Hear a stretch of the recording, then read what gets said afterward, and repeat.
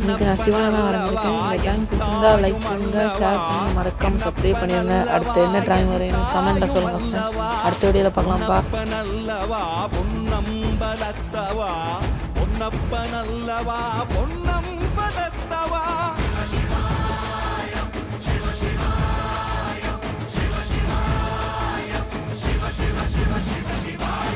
என்னப்பனல்லவா என் தாயும் அல்லவா, என்னப்பனல்லவா என் தாயும் அல்லவா, பொன்னப்பனல்லவா பொன்னம்பலத்தவா, பொன்னப்பனல்லவா பொன்னம்பலத்தவா.